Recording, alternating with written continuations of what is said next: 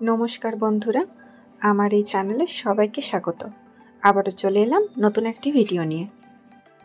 এই ভিডিওতে আজকে দেখাবো কিভাবে একটা ক্লে জুয়েলারিকে কালার করতে হয়।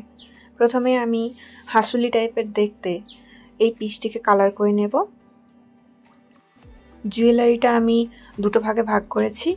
একটা হচ্ছে গলার সাথে সেটা থাকবে হাসুলি টাইপ, আর তার নিচে ঝুলে থাকবে এই বড় লকেটটি, যার উপরে করা হয়েছে একটি ছোট্ট পদ্ম ফুল আর দুটো পাতা। রং করার আগে হোয়াইট কালার দিয়ে ভালো করে বেস কালারটা আমি করে নিয়েছি। এখানে হাসুলিটাকে আমি রং করেছি নীল আর আকাশি আর বেগুনিকে মিক্স করে।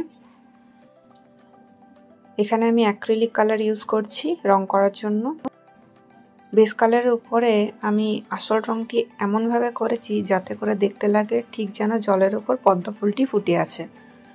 জলের আকার দেওয়ার জন্য আমি এখানে নীল রংটি ব্যবহার করছি। নীল রংটি হয়ে যাওয়ার পর পদ্ম ফুলটিকে আমি গোলাপি রং করে নেব, আর তার সাথে দুটো যে ছোট ছোট পাতা আমি করেছি সেই পাতাগুলিকে আমি সবুজ রং করে নেব।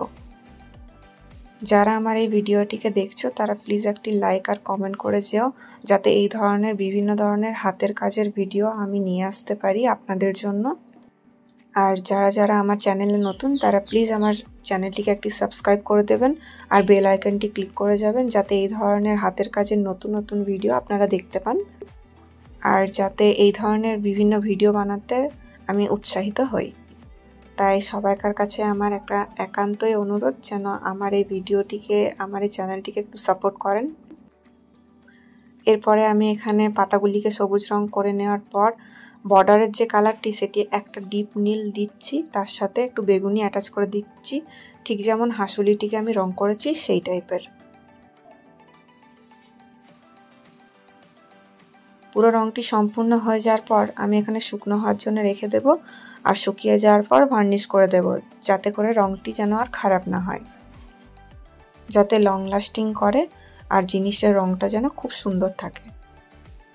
তারপর আমি সাদা রংটা দিয়ে এখানে আমি হাসুলি আর লকেটের উপর কিছু ডিটেলস অ্যাড করে নিয়েছি, যাতে একটু প্রপার শেপ পাই। তারপর রংটা সম্পূর্ণ হয়ে যাওয়ার পর আমি অফ ক্যামেরা এই নেক পিসটার দুটো ইয়াররিংসও রং করে নিয়েছি। সবাই জানাবেন কেমন হয়েছে। আর টার্সেলের জন্য আমি এখানে একদম একটা ডিপ পিঙ্ক শেডকে ইউজ করেছি। সম্পূর্ণ ভিডিওটি কেমন লাগলো সবাই একটু কমেন্ট করে জানাবেন। থ্যাংক ইউ সো মাচ এই সম্পূর্ণ ভিডিওটি দেখার জন্য।